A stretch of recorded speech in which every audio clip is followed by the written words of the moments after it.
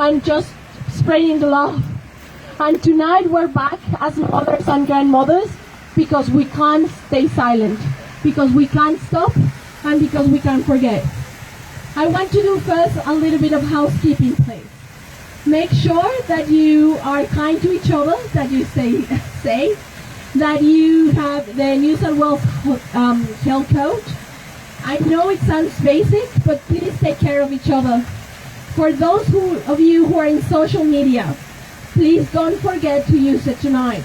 Take photos, live stream, use a home to Biloela and Sydney for Tharni. Also, I want to take this chance to thank the amazing organizers. Reclaim the News Australia, Joe, Judith and Claudia. The energy you have put together in these 3 days have been amazing.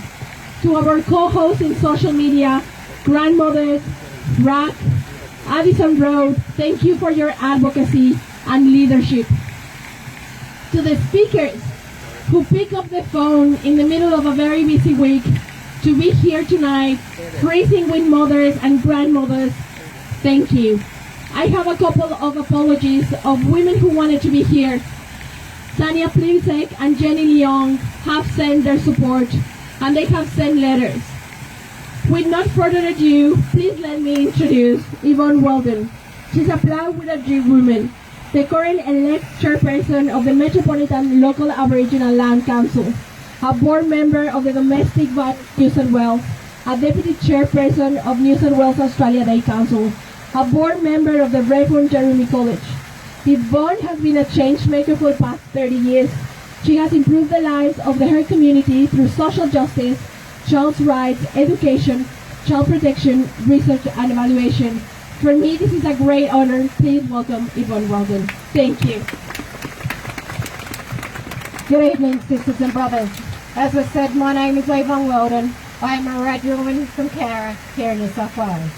I'm from the waters of the Clan, which later became known as the Lachlan, and of the Murrumbeena Rivers. I am the elected chairperson of the Metropolitan Aboriginal Council, who are the cultural authority under the Aboriginal Land Rights Act for the land that we are on. I would like to pay my respects to all elders past and present, to all First Nations and to you and the many nations of lands you come from. We are meeting here on the Eora Nation country. The boundaries of our traditional owners are embedded into the Earth's natural landscapes. The Eora Nation's boundaries are the Hawkes River in the north, the Nepean in the west, and the Georges River in the south. My people, the Aboriginal people, have been a part of this land for more than 60,000 years. We are the oldest living culture of the world. And wherever you travel across this beautiful country of ours, understand you're entering the lands of nations, tribes, and clans existing here before all written words and all history, and it continues here today. On behalf of the Metropolitan Local Aboriginal Land Council, the elders, and the members, I welcome everyone to the land of the Gadigal. I acknowledge the Gadigal people, whose spirits and ancestors will always remain with this land, our Mother Earth. Aboriginal people are inclusive from all across these lands, and we have hundreds of nations from across this continent and across the globe. Whether you come here via foot, air or water, we welcome you. We include you.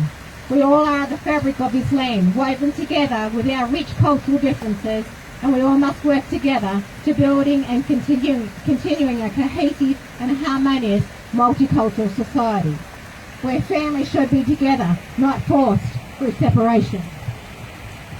We all play an important part of accepting all of our diversity, and we need to do this every day.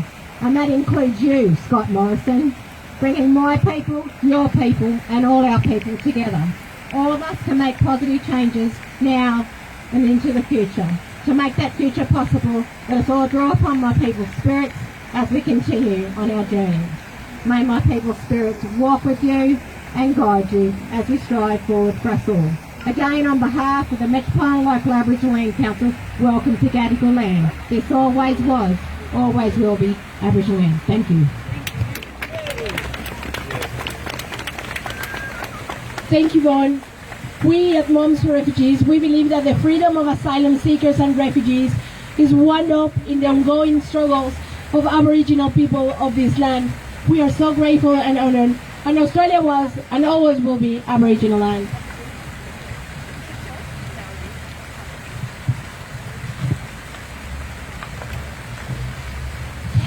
Now, let me introduce you the Deputy Leader of the Opposition in the Senate, Senator Christina Keneally.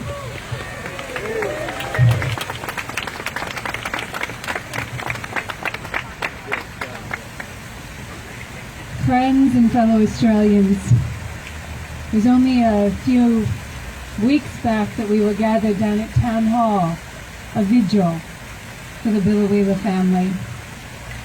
It is hard to believe we're here again so soon and in such a serious moment in young Veronica's life. I want to acknowledge my friend Yvonne Weldon and thank you for her welcome to country.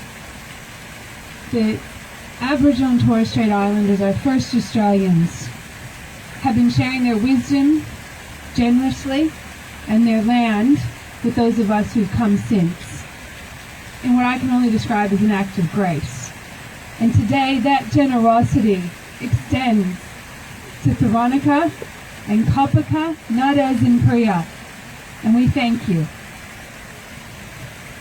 I'm sure like many of you, there was a pang to the heart and a sense of fear when the news broke that Veronica had been taken so gravely ill, followed by a sense of anger that it had taken so long for appropriate medical care to be given, and followed by a sense of distress and love and compassion for her parents and her sister, who are undoubtedly suffering right along with her.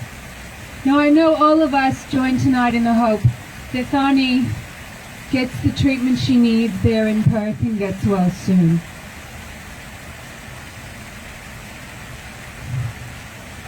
But in all honesty, how could we have gotten to the point as a country where a young 3-year-old child has become so seriously ill, so close to, let's name it, death, before our government acts?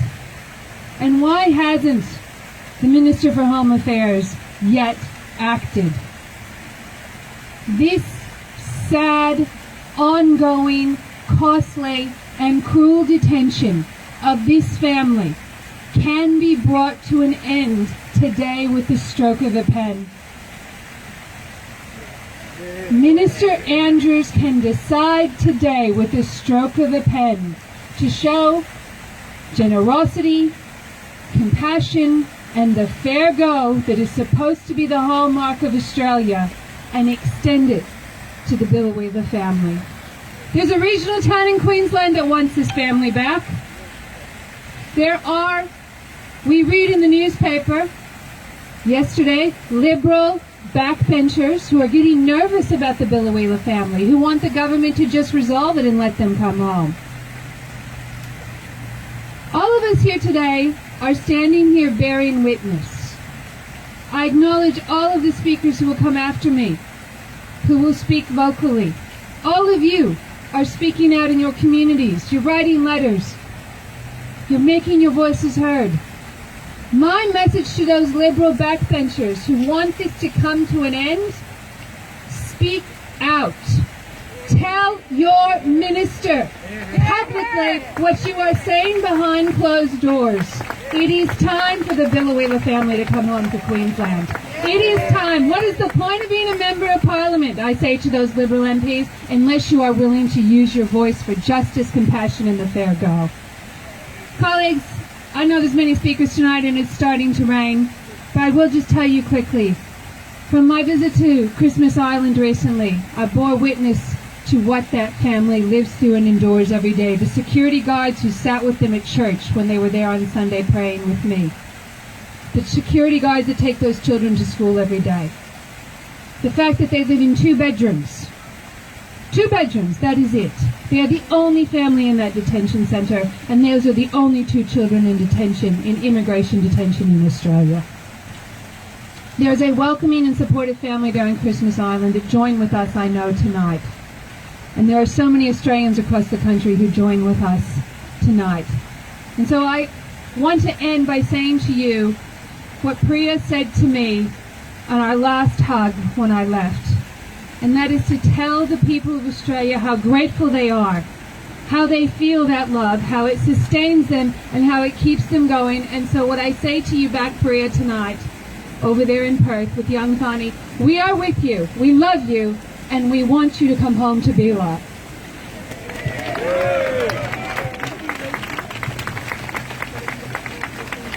Thank you very much, Senator. I want to introduce an Australian legend, a beloved son of Biloela. I can't believe you pick up Michael again in the middle of the week. I have been told that I'm very, very lucky because I have your phone number, so I will not share it, I promise. But please welcome Michael Caton. Thank you.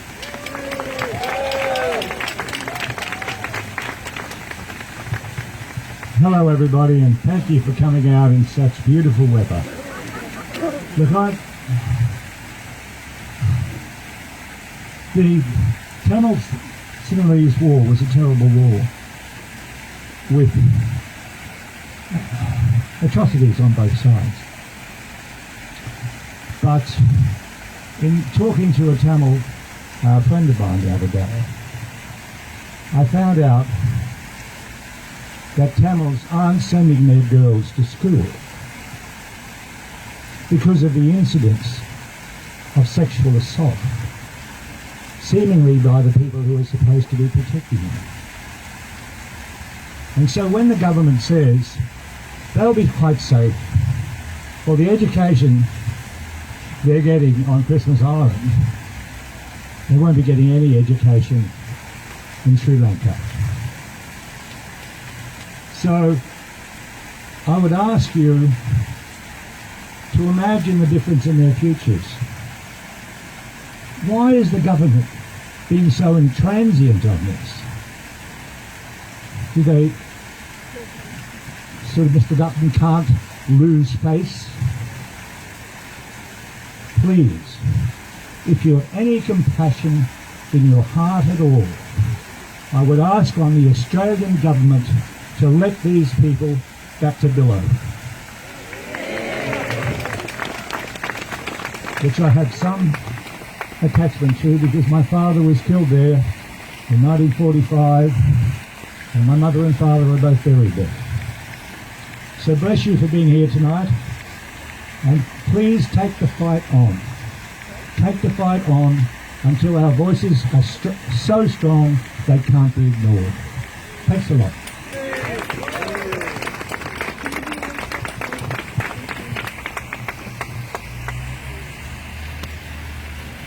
The next speaker wasn't in the list, but I have marched so many rallies, I have planted so many candles in Vigil. My friend Gabby Judd from Grandmothers for Refugees, they stand every Tuesday outside the Queen Victoria building, and they move around and they're brave and they're always there, and she's going to make it really fast because it's raining, but welcome Gabby Judd. Yeah, this is really quick. So first Tuesday of every month outside QVB, the grandmothers are there. Look, I can't really add anything to the wonderful speakers that we've got, except to reiterate what Christina said. Keep speaking out. Don't give up. You do make a difference. Join a group, join mums, join grandmothers. There's lots of other groups. So just don't give up. It's an appalling situation. And we know that if that family was still on Biloela, then they wouldn't be in this situation. And we have to make sure that we do all we can to end it. Okay.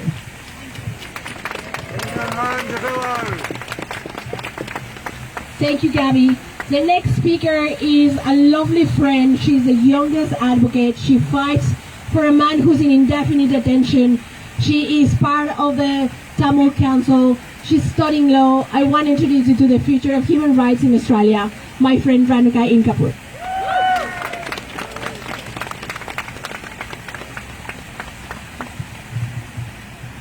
Good afternoon and vanakkam. Before I begin my speech, I acknowledge the traditional custodians of the land on which I work and live, and recognize a continuing connection to land, water and community. I pay respect to elders past, present, and emerging. Sovereignty has never been ceded. It always was and always will be Aboriginal land. We recognise the past atrocities against Aboriginal and Torres Strait Islander peoples of this land, and that they were still struggling, and that Australia was founded on the genocide and dispossession of First Nations people. On Monday, when I returned home from university and was walking to my room, my phone erupted with messages and phone calls telling me that Tharni had arrived at Perth Hospital after being medically evacuated with a blood infection. This family has already undergone enough, and yet I have to watch this Tamil family face discrimination by our own Australian government. I knew that night, once again, our nation will be screaming and crying out for this family to be released. But honestly, the many posts and many tweets made me question, what direction is our government taking our country towards?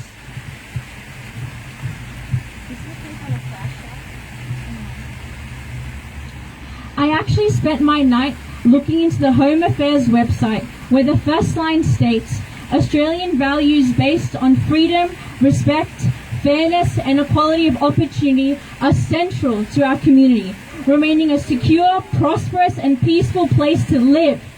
And when you continue reading it, it says our democratic institutions and shared Australian values have created a peaceful and stable society. Peaceful and stable society? No. How is our society peaceful and stable when we have been constantly fighting for this family and wanting them to be set free in their Biloela home? How is this a peaceful and stable country when before all of this occurred, there was a video that truly showed the hidden nightmares of this nation? The video that explained the treatment the government has over refugees. The video where Priya was dragged into the plane while her two daughters, Korpika and Tharnika, had to watch, truly encompasses the harsh, hidden system of this government. Sri Lanka, since 1948, has been targeting Tamils.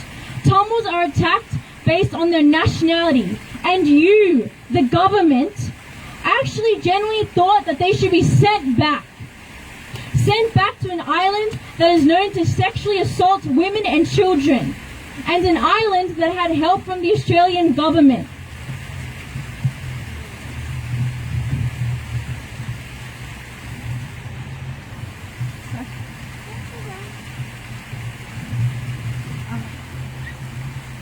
Our government has sent 5 drones to Sri Lanka to help with surveillance over the island. And only recently, the Australian High Commissioner of Sri Lanka, David Hawley, extended goodwill and appreciation towards the role to Sri Lankan armed forces against COVID-19 by gifting personal protection equipment to accused war criminal Shivendra Silva. Everyone here and everyone within the government knows the truth that lies in Sri Lanka and their constant abuse towards Tamils. Immigration Minister Karen Andrews, I genuinely thought that maybe, just maybe, you were different to Mr. Dutton and Mr. Alex Hawke and not complicit. But yet, they are still locked up in Christmas Island, and they will grow up with the constant trauma that will forever be ingrained in their minds from being stripped from their home in Biloela and sent to a place with barbed wires as if they have done something bad. I thought you would have sympathy for these 2 Australian-born kids, but boy was I wrong. Priya and Nadesh chose Australia, and Biloela chose Priya, Nadesh and their 2 Australian-born kids. They have faced enough in Sri Lanka. By simply kicking them out of Biloela shows that this government is corrupt and racist and will never convince the next generation of voters that we will vote for you. We will constantly stand in the streets and fight for justice till you hear us.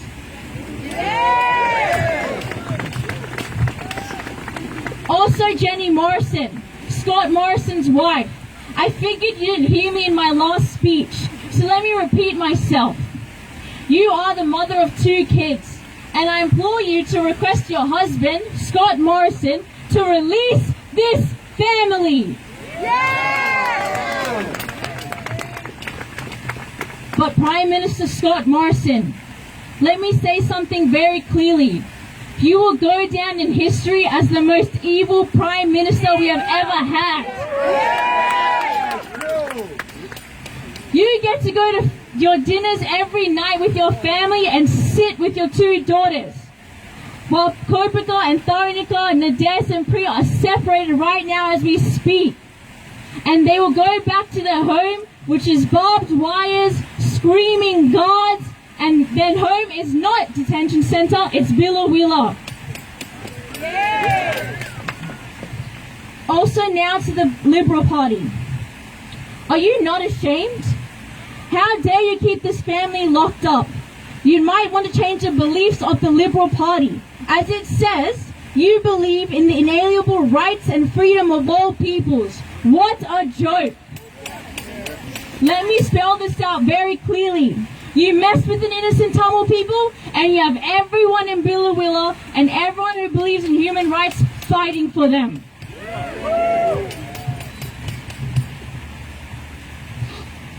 Tharni never had an ounce of freedom. She was sent into Christmas Island when she was just a baby, and now she is 3. She has spent her whole life in detention centre. That means she had never proper interactions with children. She's had to face rude racist guards in Christmas Island, and now being medically evacuated because this government can't seem to get anything right when handling the rights of refugees.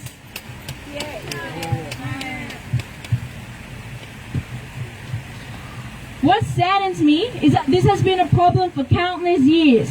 I can't help but question our nation. Are we a nation that tears people's dreams away and only think about ourselves? We are humans, and they're disturbing, hearing their stories of what they wished while they were in detention centres. Not one person should go through such trauma when all they wish is to start a new life. Refugees are slowly losing hope.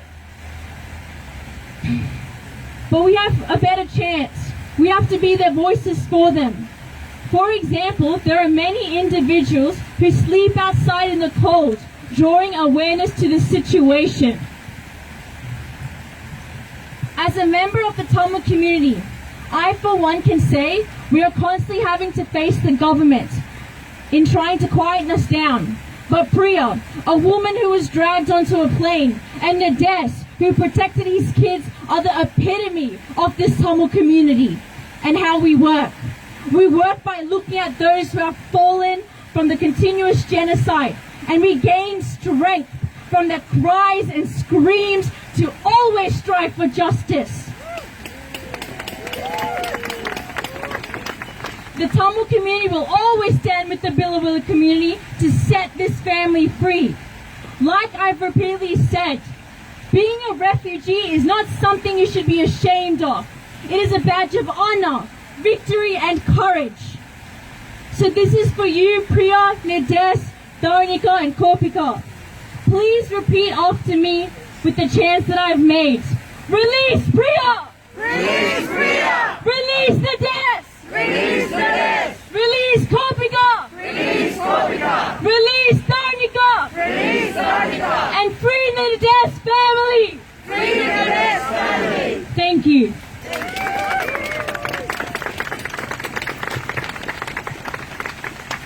Our next speaker is someone that I have admired for a long time. She's an activist, a feminist.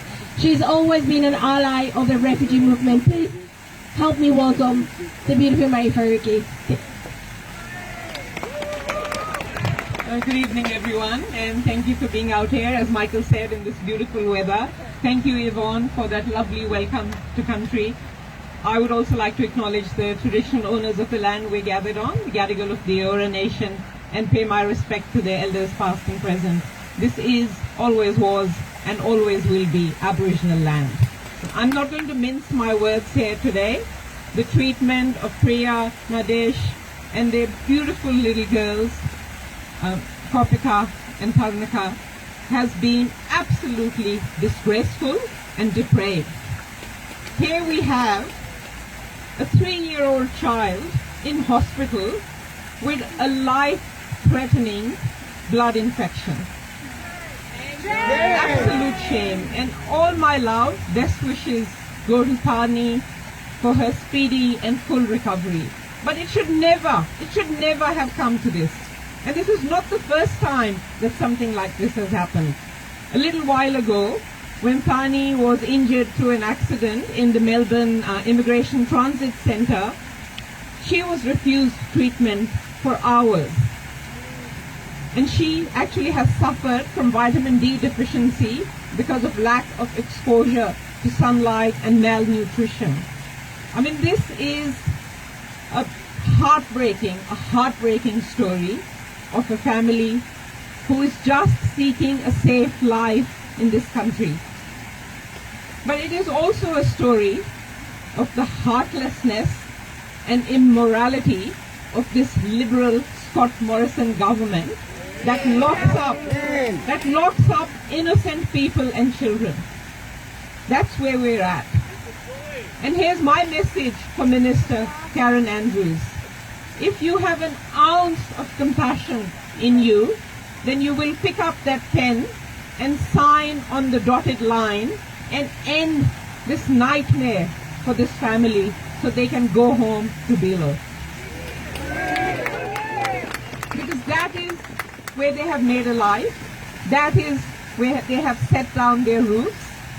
That's their home. We know that. Yet they were snatched away and thrown into prison for what? For the crime of seeking asylum. We all know, and we have heard just now, how dangerous Sri Lanka is for Tamils. We know that the Biloela community has been fighting hard for this family to come home. We know that 500,000 people have signed a petition for this family to stay in Australia. Yet, all these pleas are going unheard by the Scott Morrison government. Because their standard is based on cruelty, not compassion. Their policies are based on racism and xenophobia, not respect and acceptance. And you know, you do have to tell the truth. It is 2 decades of bipartisan, cruel asylum seekers policies that deter, detain, and deport people that have harmed, hurt, damaged, and killed so many people who have just sought to seek safety on our shores. And this is why we have ended up here today where we are, where innocent, sick children are in prison in our country. I mean, Scott Morrison and his government should be so ashamed of themselves. But I can tell you that there are politicians in parliaments that don't want asylum seekers and migrants to come here because they don't fit the description of an Australian that they have in their minds. That's the crux of the problem here. And those politicians and the ones who actually care should look deeply into their hearts, their minds, and their souls and dig up some compassion, some courage, some morality for this family and for all asylum seekers that are not free in Australia. And I think it's important to give this message to Scott Morrison as well. So Scott Morrison, listen up. We are not going to give up till this family is home in Biloela. We are not going to give up till we have justice for all asylum seekers. We are not going to give up till they are welcome here and till they are free. Thank you so much everyone for being here, and thank you so much for your compassion for asylum seekers who at the end of the day are people just like us.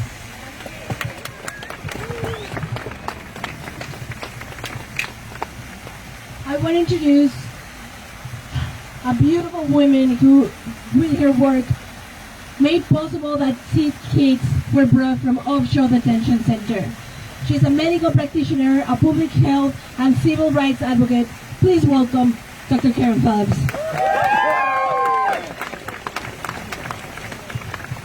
Thank you, Dulce, and thank you so much, everyone, for coming out on this rainy night. The fact that so many of you are prepared to come out on a rainy night like this and stand in solidarity with the Muraguppan family who are being so appallingly and cruelly treated. I think that this has all come to a head this week with what's happened with Tharni. From the doctor's point of view, it absolutely breaks my heart to see what has happened to her, and I just hope that she's able to make a full recovery, and time will tell. But I cast my mind back to 2001 when I was president of the Australian Medical Association, and it was common for children to be held in detention for long periods of time here in Australia, in detention centres here in Australia. And the medical profession got together and it put the case for the health of those children not to be held in detention, if not for the humanitarian case. But it is very damaging, extraordinarily damaging for a child to spend an extended period of time in detention. When I was a federal member for Wentworth, briefly, I was visited by people who were advocates for refugees and people seeking asylum. I was visited by people who worked for Médecins Sans Frontières, doctors, nurses, social workers, other healthcare workers. And they told me what life was like for people on Nauru and Manus Island. And we looked for a way to make it possible for the kids to come off Nauru, and the Kids Off Nauru campaign was absolutely instrumental in achieving that, and congratulations to the people involved in that campaign. And it was because of community pressure that children were removed from detention in Nauru and brought to Australia. It was only because we spoke with one voice, that we spoke loudly, and we spoke on behalf of the health and well-being of those children.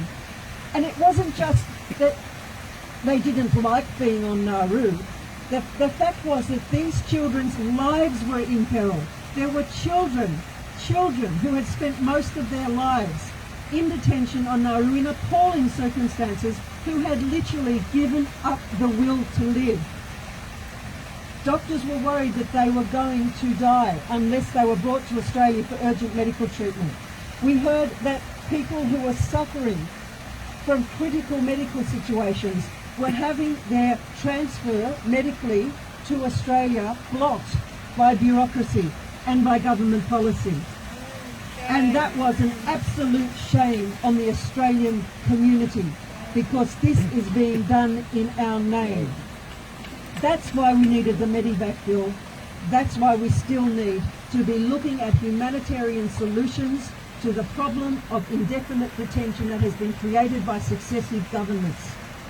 This brings me to the Muraguppan family, people who are happily making a life for themselves in Biloela, with a community that welcomed them, that loved them, that surrounded them with community. 2 little girls born in Biloela, suddenly ripped from their homes because of a bureaucratic situation, taken to Melbourne, then transferred to Christmas Island, where the government thought they would be out of sight and out of mind. But that's not the Australian people. We are not going to forget this family. And the fact that Tharni has become so critically ill that she had to be urgently medevaced out of Christmas Island to Perth for treatment for a very serious condition, sepsis, a blood infection because of an untreated pneumonia, chest infection, is an absolute disgrace. I'm sure that any parent, any grandparent thinking about their own children in this situation would be utterly, absolutely appalled, as I am. And as a doctor, I look at this situation and say, how can this be allowed to continue? Sending these children back to detention, we know, is going to harm their health, their well-being and their development. It cannot go on. The only humane solution is for the Morrison government, the Minister Karen Andrews, to make a decision, and that decision could be made tonight, to allow this family to be reunited in Perth while Tharni is being treated and while she is recovering, I hope, and to be returned to their home in Biloela. That is what we're here. That can happen. That is urgent, and that is what we are demanding that happens now. Please, the coalition government, search your hearts, search your consciences. Ask yourself if you are prepared to continue this in your name. I know the Australian people are not prepared for this to continue in our name. Send them home to Bilo. Hey, Karen, we're telling the candidate and Wentworth, the candidate for Wentworth, I'm coming to support you, yay! You are so loved and so admired, and I'm so grateful because we are all freezing. We have one last speaker. He is the man that shares with me his mornings packing food for refugees at Addison Road. He's always staying behind to help the doers. He is being a beloved Socceroo, and he is now someone who's walking out the conscience of this country. Please welcome Mr. Craig Foster.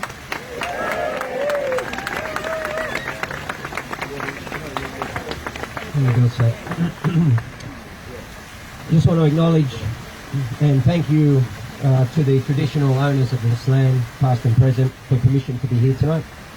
And I want to thank you all for coming along for what is a really important issue, both for Taranika, the family, but also for us.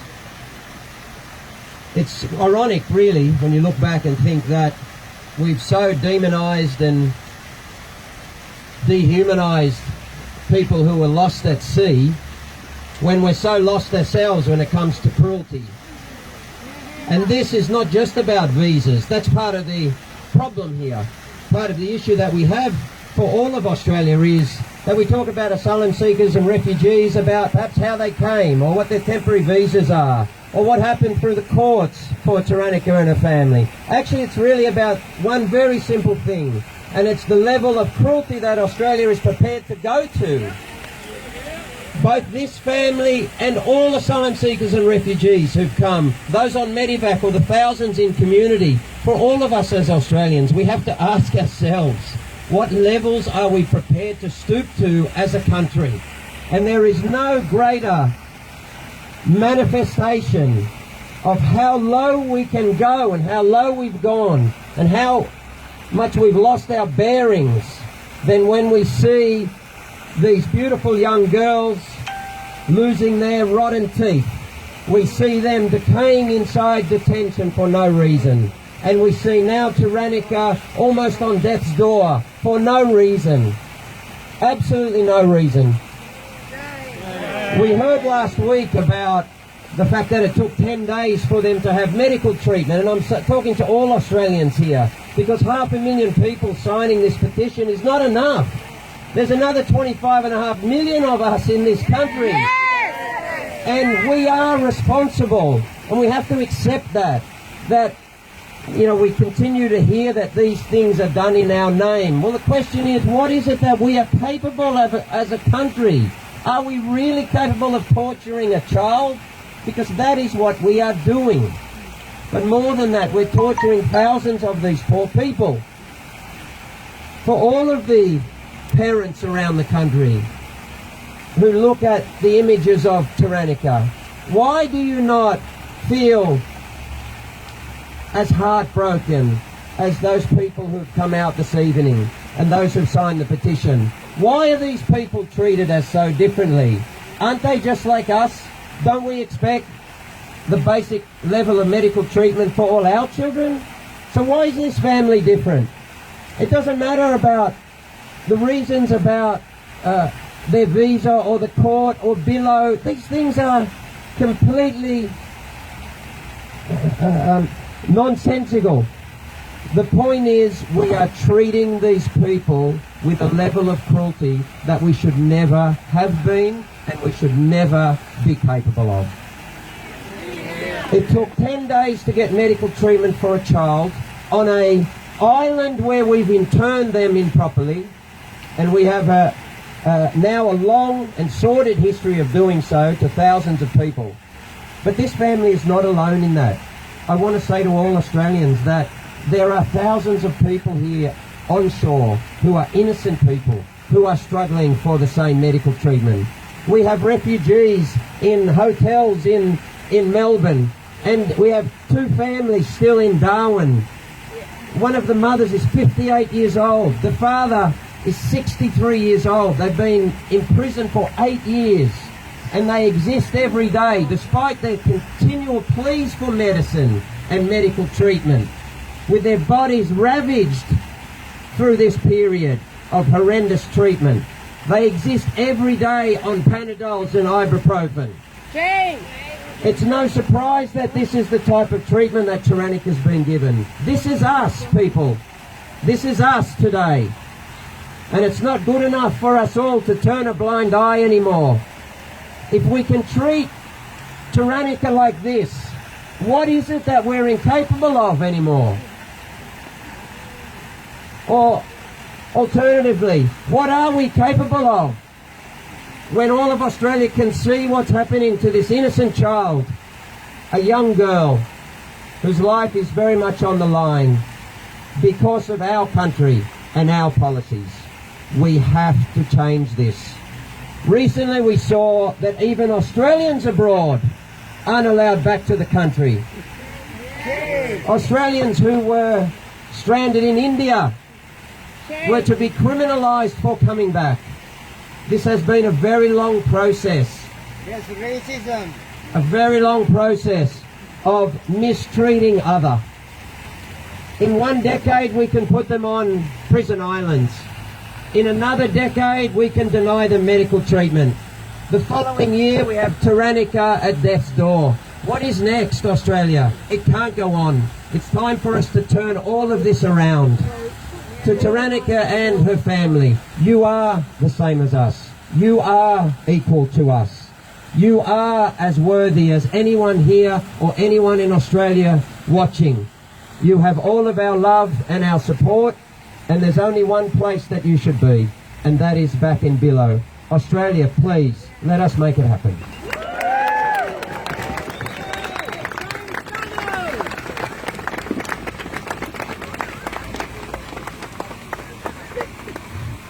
I want to bring it up now, my co-host, who's going to read a letter from Simone Cameron, who is a dear friend of the family, who was born in Biloela and has family in Biloela.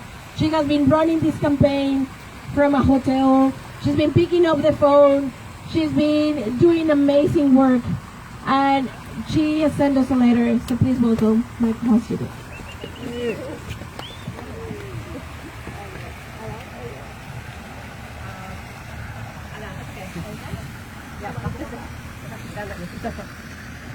Okay, hi. I'm going to try and do Simone's beautiful words justice.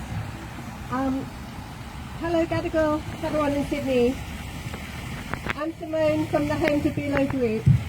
On behalf of our group, we want to thank you for gathering tonight in support of our little cockatoo, Hanukkah, and her loving family. We hear you're getting some wild weather tonight, so it's even more special that you've turned up to show support for our friends. We are pleased to report that Hanukkah is improving every day. She's looking brighter and more energetic, and the doctors are pleased with her recovery so far. There are more tests being run, the results of which will come back in the coming days. This campaign is first and foremost about getting our friends out of detention and home to Biloela, where they are loved and welcome. But it has become something even bigger than that. I first met Nadez and other people seeking asylum at the Biloela TAFE in 2013. I was their English teacher. I didn't realise it at the time, but during our lessons of English grammar and pronunciation and slang, something else was happening. I was hearing stories of danger and hardship in homelands far away, which didn't end upon arrival in Australia, but changed form into uncertainty about visa applications and ongoing family separation. I was changed forever from that experience because of people like Nadez. The same goes for Biloela. Biloela became a different town and community because of the presence of people like Nadez, Priya, Kopika and Tharni. Biloela became more diverse, more tolerant and accepting of different ways of living, beliefs and faiths. We became better at looking out for people, helping them to settle into a new place, showing them the ropes.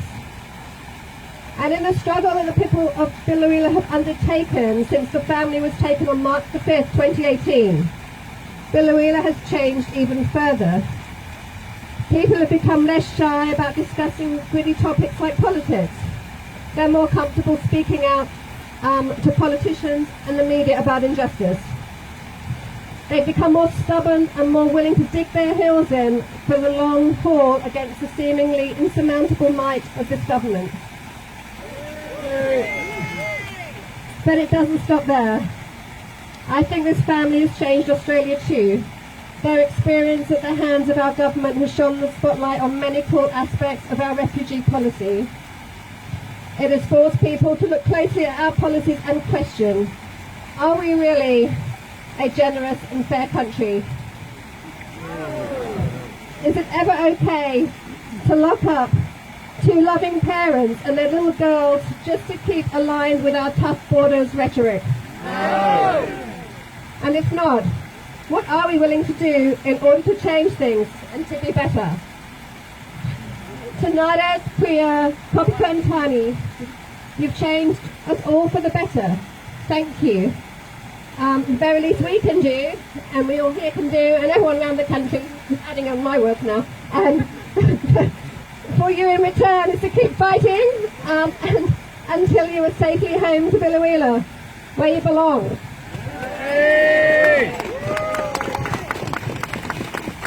Okay, I'm gonna wrap this vigil reminding everyone why we're here. We are here because two little girls were put in detention.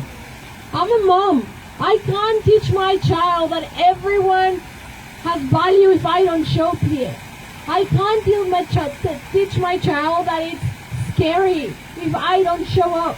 I can't teach my child that she's worth it when kids with the same skin color, with kids with parents who were born overseas like her, are punished. So this Saturday, this beautiful girl turns 4. That means she's been 80% of her life in detention. Shame. No crime committed. She was born in Australia, and we are here just to say also happy birthday. So we are lighting up Hyde Park, we are lighting up Sydney to sing happy birthday. And because this is about little girls, I have a surprise. Someone is coming to sing happy birthday. Thank you very much for everyone who show up. Please send emails to Karen Andrews.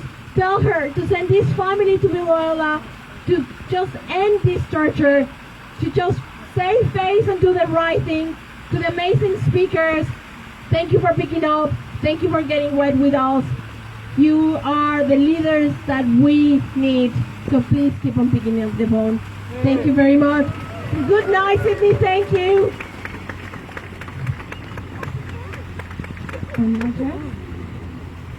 Hello everybody. You may not know me. Let me introduce myself. My name is Cinderella. And can you hear me now? Okay, that's not better. I was very, very heartbroken to hear about this precious little family who has been living in such a sad, mean and unfriendly cold place, as no child should ever have to go up that way.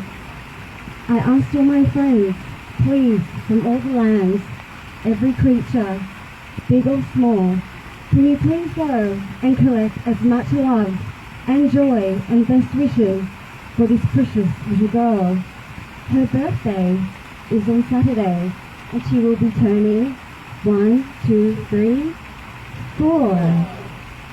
So a very good friend of mine, she bought me this. Her name is Tinkerbell. My darling Tharni, this is for you. I promise you, Tinkerbell gave it straight to me to give to you. Now the magic of love is the strongest magic on the planet. And in this little bottle here, I promise you, my sweet girl, it will find you, love you, keep you safe and warm until we can get you home. And that is what we're going to do. So if you'd like to join me, I'm going to sing a very special happy birthday song to this beautiful little girl. Alright, are we ready? Happy birthday to you. Happy birthday to you. Happy birthday, dear Tanya. Happy birthday to you. I promise you, Tanya, you have a beautiful birthday. And thank you all for being here tonight.